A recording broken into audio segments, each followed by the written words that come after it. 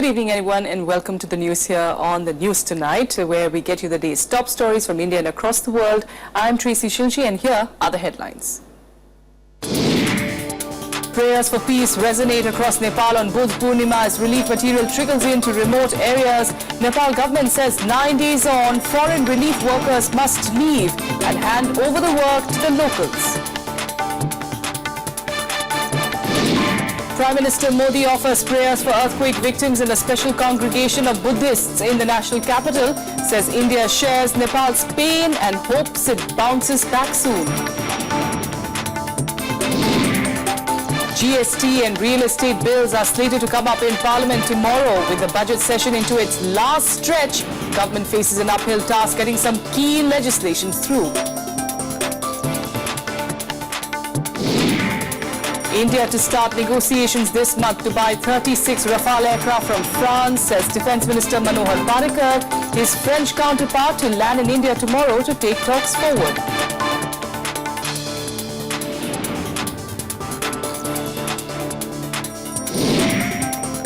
And at least 35 are dead and over a dozen injured as a bus skids off a bridge and catches fire in Panna district of Maharashtra or Madhya Pradesh. Chief Minister orders a magisterial probe.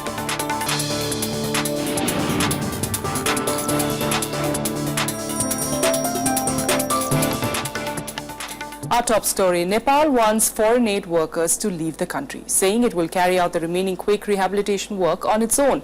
The official death toll has crossed 7,200 with thousands buried in the rubble beyond the reach of rescue teams. However, aid has begun to trickle into remote areas, although it is going to be a slow process. Here are the latest details. In fact, what we are learning at this point of time is that, like we mentioned, 7,200 is the official figure that we're getting at this point. However, still many remote areas out of reach, especially in the mountainous areas.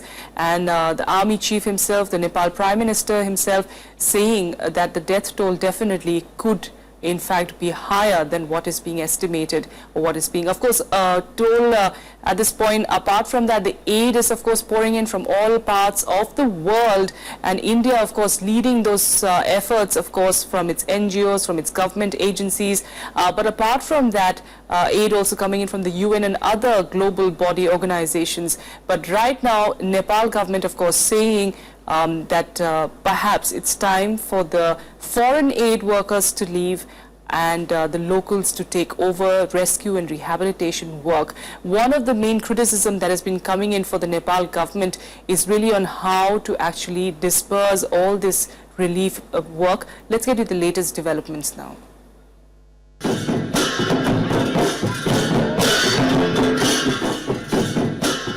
Buddha Purnima, but only gloom and tears. Many temples in Kathmandu and other cities did hold special prayers on the occasion.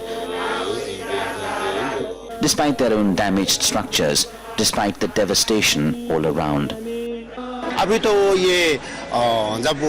वो भूकंप आया नहीं, इसीलिए यह हर आदमी आज का दिन प्रे कर रहा है. इसको लामा भाषा में न्यू ने कहते हैं, ये जितना लोग है ना वो मर गए ना, उसका लिए स्वर्ग में वास हो.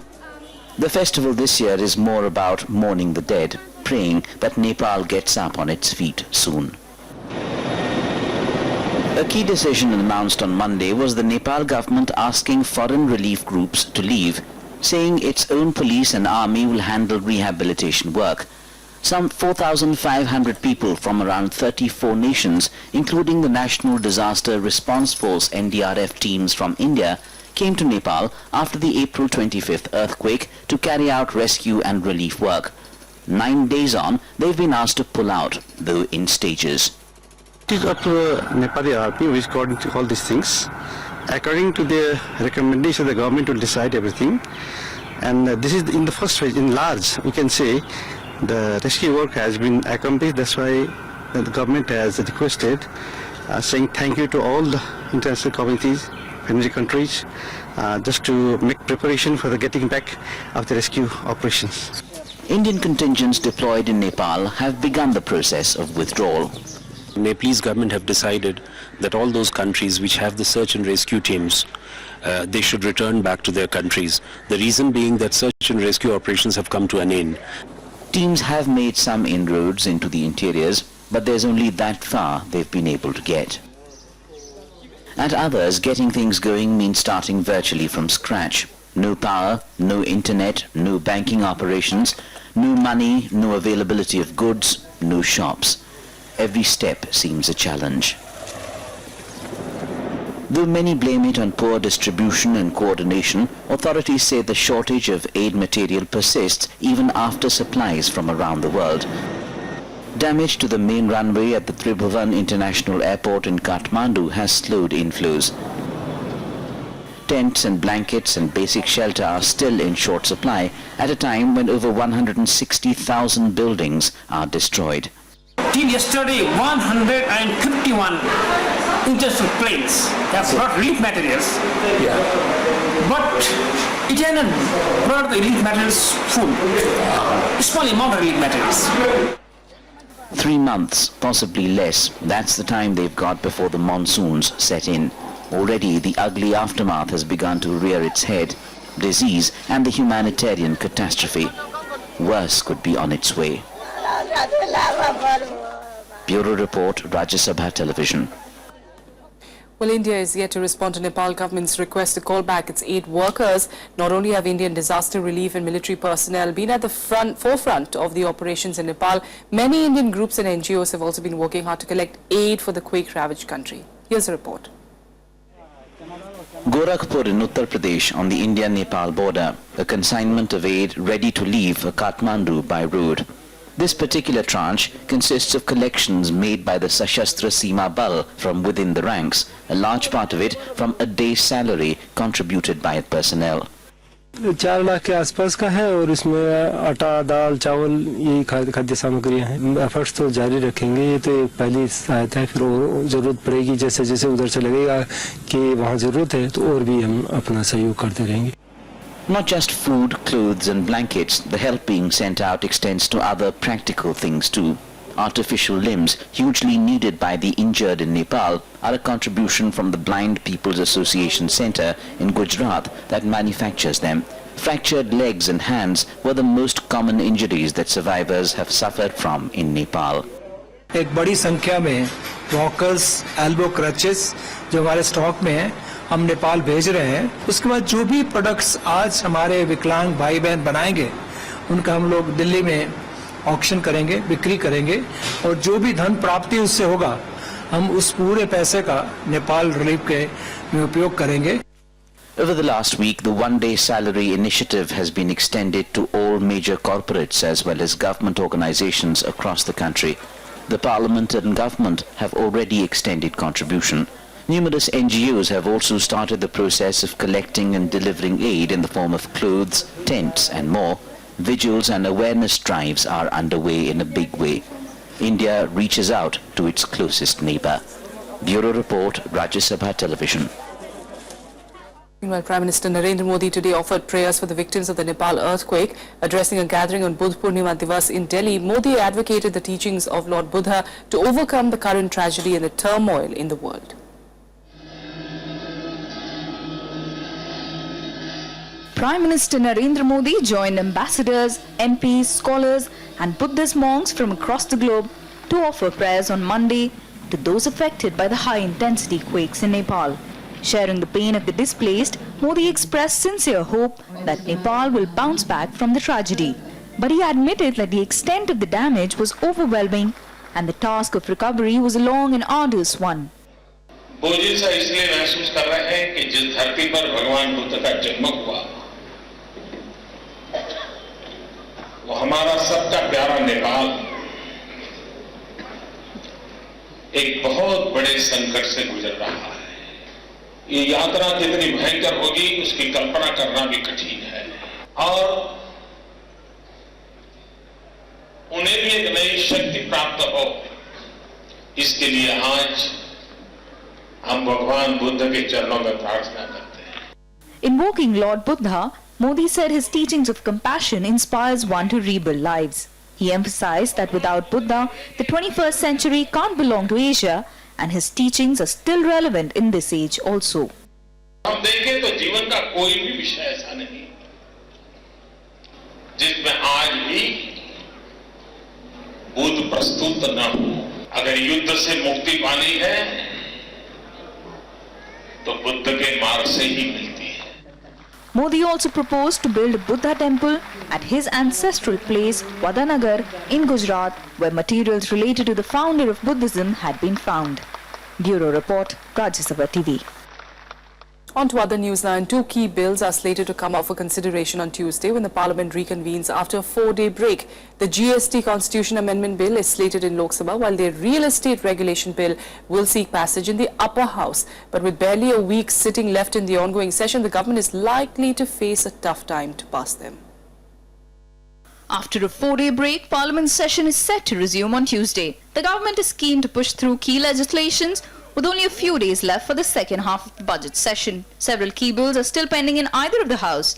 Time is running out for the government to see through the proposed land acquisition bill, on which the centre had issued 2 ordinances. The second ordinance, which was reissued with amendments, will lapse once the session ends in Lok Sabha on Friday. The government also wishes to see through bills on GST, Juvenile Justice Act, Real Estate Regulation and black money in this session. The GST Constitution Amendment Bill is slated to be taken up by Lok Sabha on Tuesday. A united opposition had forced the Speaker to adjourn discussion on GST after the Finance Minister gave his opening remarks. Parties like Trinamool Congress, BJD and AIADMK have already voiced concerns over the GST bill.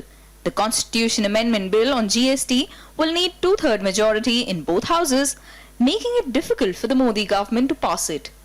सभी stake holder से सभी से चर्चा करने के बाद उसमें एक परिवर्तन किया गया। वो परिवर्तन किसानों के हित में है, वो परिवर्तन विकास के हित में है, वो परिवर्तन पारदर्शिता को के लिए है। तो उसमें विरोध करना और ये कहना कि साहब हम इसका विरोध करेंगे चाहे जो हो जाए, हमें लगता है ये हठधर्मिता है। The bill on real estate regulation is set to be taken up in the upper house on Tuesday. Led by party Vice President Rahul Gandhi, Congress has made it clear that they will continue opposition to the present form of the proposed bill. हमारा ये मानना है कि ये सारे के सारे संशोधन जो कि बिल्डर को फायदा पहुंचाते हैं, बायर्स को नुकसान में रखते हैं, वो सारे चेंज होने चाहिए और 2013 के स्वरूप में इसको लेकर के आया जाना चाहिए। जो हमारे एग्जिस्टिंग हमारे प्रोजेक्ट्स हैं उन सबके ऊपर लागू होना चाहिए। लोकसभा में फाइनेंस बिजनेस तो लगभग पूरा हो गया है, राज्यसभा में होना है। उसके अतिरिक्त रियल एस्टेट बिल है वो राज्यसभा में आएगा। साथ ही साथ जो है वो ब्लैक मनी से संबंधित एक कानून है वो भी आएगा। तो मुझे लगता है कि राज्यसभा में सकारात्मक ढंग से सब लोगों से चर्चा हो रही है और चर्चा भी होगी और ये बिल पास भी होंगे। Opposition parties have demanded that the bills on GST and real estate should be sent to standing committees. But with barely a week sitting left, it seems unlikely that these bills will be passed in the ongoing session. With inputs from Shyam Sundar and Pranav Goswami, Bureau Report, Rajya Sabha TV. So let's take a closer look at what we can expect in the week ahead. CL Manoj is the assistant political editor with the Economic Times, joining us in studio this evening. Manoj, thanks so much for joining us this Monday evening. Even though it's a holiday, a lot of us really speculating on how tough it's going to be really for the government this coming week. First it was the land bill, but now GST and even real estate rehabilitation bill looking in big trouble. Well, as you said, that this is the last week of the budget session, provided there is no extension. So these are the bills which is very important both for the government as well as industry, investors. They are all looking forward to get a signal from Parliament that some of the key economic bills, say GST, then land acquisition bill, real estate regulation bill, these are passed. Then of course there is another important bill which is also slated. This is Indo-Bangladesh land sweeping deal. This is a constitution amendment bill. But we see as of today that there are, political opinion is very sharply divided. It all depends on the ability of the government to how they manage the floor, how they do the political management, whether they will be able to get at least a section of the opposition parties with them. Because when a bill is passed, of course, the credit goes to the government of the day. Similarly, if the bills get stuck on the floor of parliament for whatever reasons, then the onus will also be on the government to take the blame. Yes. So it is a very important week for the government and its senior ministers. I'm sure they are reaching out to many opposition parties, Yes. or those who are probably, they think can be, banking on at this moment. Yes. But the Congress, which is the main opposition in the Rajya Sabha as well as in the Lok Sabha, they have already aired very serious opposition to almost all these bills. Yes. So I think we will have to wait and see. It will be quite an achievement if the government managed to push it through, given that there is only 1 week left. Yes. So it will be a test more on the government than on the opposition. And a quick word really on the way Rahul Gandhi is going, not just about the land bill, but he also is meeting now home buyers and now hoping to get that real estate rehabilitation bill as well to a standing committee, saying that, not just the GST, but also the real estate bill to a standing committee. Just a word really on how the Congress is going at it when it comes to these bills, especially against the government. As we have read that the Congress leaders said that whether it is GST or whether it is real estate regulation bill, their opposition is that they said that this government has made some amendments to what they had originally brought it. So therefore they are opposed to it. As you said that we saw Rahul Gandhi meeting some of these home buyers over the weekend. Yes. So that I suppose was the choreography, a political choreography before the Congress raking this issue in the Rajya Sabha. So they have already said that they will move notices with the chairman of the Rajya Sabha demanding this real estate regulatory bill should be referred to a select committee of the Rajya Sabha, and they claim that they have the support of various sections of the opposition parties. If that happens, then I see there is a big trouble for the government to get this bill pushed through. Yes. As you know that this is one bill which various sections of the industry, especially those who are linked to this real estate, they are eagerly looking forward to. Yes. But those who are opposing the bill, they say that these amendments have made it, in favor of the buyers, and it has got certain features which will go against the home buyers. But these are, of course, political arguments that depends on how you look at it. Do we see an extension happening of, the current session? Well, that's up to the government, because we also know that the Prime Minister is slated to undertake a very important foreign visit soon after this, end of this week itself. So whether an extension really fit into the scheme of things, I don't know. All right. But of course, if the government wants, they can always do that. But as of now, we don't know. They will obviously try to avoid that. All right, CL Manoj, thanks so much for joining us and shedding light really on what is going to be coming up ahead in the next 1 week. Meanwhile, coming up ahead on the show, it's LG Najib Jung versus Chief Minister Arvind Kejriwal in Delhi. We'll get you details of that in a bit.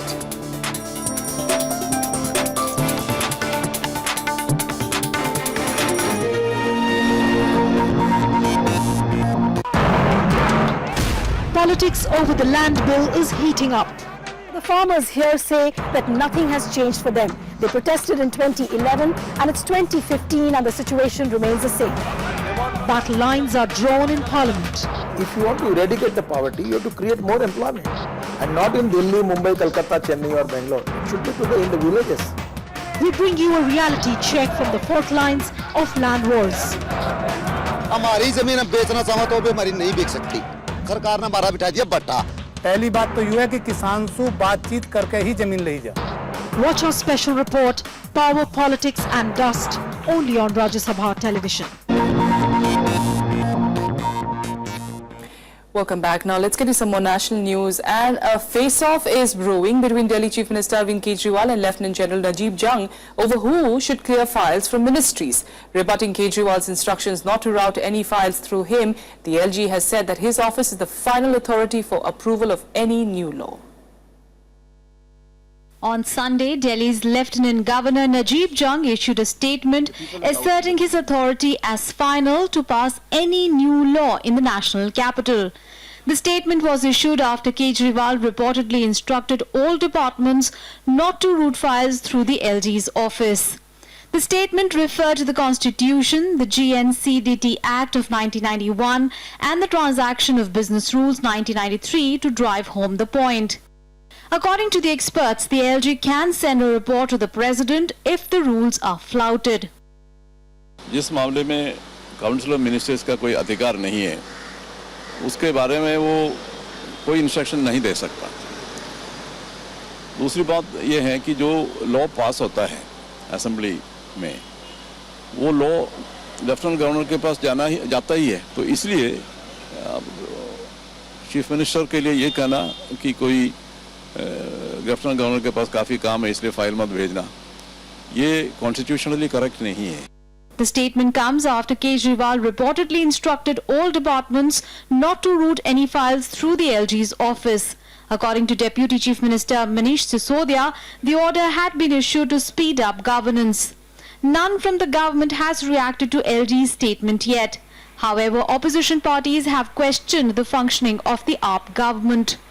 Kejriwal ji को उपराज्यपाल के साथ इस तरह से व्यवहार करना नहीं चाहिए, क्योंकि उपराज्यपाल एक संवैधानिक व्यवस्था के तहत और कानून के तहत अपनी कार्रवाई करना या उनके पास फाइल भेजना, जो कुछ कानून के तहत है उसका पालन अरविंद केजरीवाल को करना चाहिए।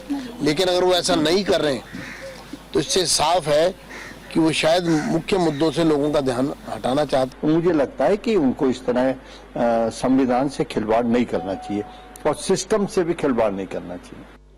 However, this isn't the first time that the two had an exchange over such rules. In February, Kejriwal had written to the LG that as per rules, matters related to the reserved subjects of police, public order and land must pass through him. The LG had responded in April saying he was not obliged to do so. In its first stint too, the AAP government had ran into similar controversy with the LG. The government had tabled the Jan Lokpal bill in the assembly without getting Najib Jung's approval. With inputs from Anu Diwan, Bureau Report, Rajya Sabha TV. Now, the much talked about deal to purchase 36 Rafale aircraft from France is in news again. The French Defence Minister arrives in India tomorrow, and ahead of his visit, Defence Minister Manohar Parrikar said negotiations would begin this month and would be concluded in time-bound manner. Here's a report. 10th of April 2015. Prime Minister Narendra Modi, on an official visit to France, announces an agreement for India to purchase 36 Rafale planes in ready-to-fly condition for the Indian Air Force. Less than a month on, his defence minister says negotiations are to begin in May itself and will be finalised as soon as possible. Make in India is one of the part. He is going to be the biggest. There are some actions we have already taken. Like for example, 49% of FDI is permitted, and in case-to-case basis even 100% can be put. So automatically the restrictions of requirement of defence NOC were automatically withdrawn, and almost 2/3 items have been removed from the list. The announcement comes ahead of the visit of French Defence Minister Jean-Yves Le Drian starting Tuesday. On Wednesday, he will be meeting Parrikar and National Security Advisor Ajit Doval for talks to finalise modalities for negotiations. A committee is being appointed for it by the two governments. Experts have termed the purchase a timely and good decision. It's an expression of intent. There's a lot of work to be done before we can say that we have got an agreement in hand, which means that you have to negotiate the price, you have to negotiate other terms and conditions of the contract. But I believe that there is a team which is likely to come to India very shortly to sort out these issues. The purchase of these Rafale jets in flyaway condition will come as a big boost to the Indian Air Force, currently facing a shortfall of equipment, especially fighter jets. And the definite steps forward suggests movement will be rapid enough. Palak Sharma, Rajya Sabha TV. In national news now, at least 35 people have died in Madhya Pradesh's Panna district after a bus fell from a bridge and caught fire. 13 others sustained severe burn injuries. The diesel tank of the bus that they were travelling in exploded after skidding off a bridge. A magisterial inquiry has been ordered to ascertain the cause of the accident. Chief Minister Shivraj Singh Chauhan has announced financial help of 1 lakh rupees each to the kin of the deceased and 50,000 rupees for those seriously injured. Prime Minister Modi also expressed his condolences over the incident. ये बहुत दुखद घटना है और माननीय मुख्यमंत्री जी ने मृतकों को 1-1 लाख रुपए देने की घोषणा की है। प्रारंभिक तौर पर जो अभी उनसे मैंने जो जीवित व्यक्ति उनसे बात की है तो उसका कहना था बस थोड़ी तेज गति से थी और उसका बैलेंस बिगड़ने से वो गिर गया है। With that, let's get you some quick national news updates. The markets had a winning start to the week. Sensex rose by 479 points today to end at 27,490 points. This was the biggest daily gain for Sensex in more than 2 months. Nifty also surged over 150 points to claim the 8,330 mark. The rebound comes after days of sell-off that has seen the Nifty shed nearly 800 points in just 3 weeks. The United Liberation Front of West Southeast claimed the responsibility for killing 8 Jawans of Assam Rifles on Sunday. The militants used IEDs along with firing from automatic weapons in the ambush. The newly floated conglomerate of 4 militant outfits from the northeast of India was founded in Myanmar last month. Unhappy with the party leadership, over 200 Aam Aadmi Party members in Maharashtra have decided to quit the party. The founding member of the Maharashtra unit, Maruti Bhavkar, confirmed that the unit was unhappy with Arvind Kejriwal's style of functioning. The decision was unanimously taken by party workers. International news, and in signs of breaking the ice, China and Taiwan held the first high-level talks in 6 years today. The leader of Taiwan's ruling party, Eric Chu, and Chinese President Xi Jinping met in Beijing. The Chinese state news agency quoted Jinping as saying that the two countries should settle their political differences through consultation, but with Taiwan's acceptance that it is part of China. Beijing views Taiwan as a breakaway province that will return, but a similar sentiment does not echo in Taiwan. There have, of course, been protests in Taiwan of the possibility of increased ties with China. 共同开创两岸关系未来，建设两岸命运共同体。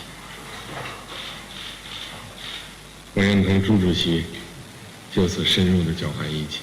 两岸的交流很重要一个要点啊，就是希望能够搁置争议，希望能够共同追求和平发展。那我还特别提到，过去提到的是求同存异而已。Well, let's take a look at some other international news. U.S. Secretary of State John Kerry arrived in Kenya for talks on security cooperation ahead of U.S. President Barack Obama's visit. Kerry met Kenyan President Kenyatta today in Nairobi. They discussed a range of issues, including the attack on a university in which nearly 150 people were killed by Al-Shabaab militants last month. A suicide blast targeting a bus carrying Afghan government officials killed 1 person in Kabul today. 15 others were injured. The Taliban claimed responsibility for the attack in an email sent to news media. A few weeks earlier, the Afghan Taliban announced the start of their annual spring offensive, warning it would ramp up attacks on foreign embassies and government officials as well as military targets. After 6 days of protest, night curfew has been finally lifted in Baltimore in the U.S. The city witnessed a spate of looting and arson that followed the funeral of an African-American man who died from injuries suffered while in police custody. The National Guard will begin withdrawing from the streets of Baltimore over the next week.